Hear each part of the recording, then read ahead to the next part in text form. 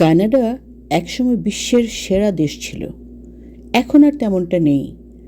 আবাসন খুবই ব্যয়বহুল, গ্রোসারি জিনিসপত্রের দাম আকাশ ছোঁয়া, বাইরে খাওয়ার কথা তো ভাবাই যায় না, ডাক্তার খুঁজে পাওয়া কঠিন, সার্জারি কিংবা জরুরি বিভাগে অপেক্ষার সময় অবিশ্বাস্য রকমের দীর্ঘ।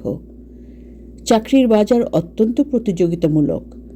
বড় শহরগুলোতে গৃহহীনতা, মাদকাসক্ত এবং হতাশা ব্যাপক। কানাডার ট্যাক্স ব্যবস্থার কারণে এখানে উন্নতি করা খুব কঠিন। মানুষ একসময় বন্ধুত্বপূর্ণ ও সুখী ছিল, কিন্তু এখন আর সবকিছুর দামের সাথে মানুষ তাল মেলাতে পারছে না। নিত্য প্রয়োজনীয় জিনিসের দাম আকাশ ছোঁয়া। বর্তমান আবাসন সংকট চলছে, এমনকি ন্যূনতম মজুরির চাকরি বা ডিগ্রিধারীদের জন্য চাকরি পাওয়া অসম্ভব। দুটো চাকরি করেও জীবন ধারণের খরচ চালানো কঠিন। মানুষ কোনো মতে একটা বাড়ির ডাউন পেমেন্টে টাকা জোগাড় করতে পারছে।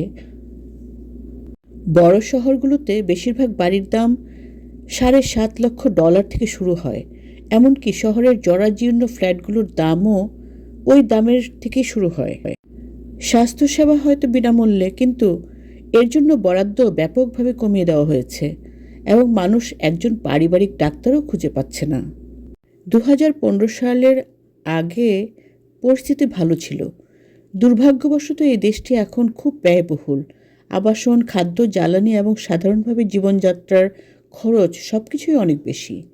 এবং এটা কোনো বর্ণবাদী মন্তব্য নয়, কিন্তু গত কয়েক বছরে অনেক বেশি অবৈধ অভিবাসী দেশে ঢুকে পড়েছে।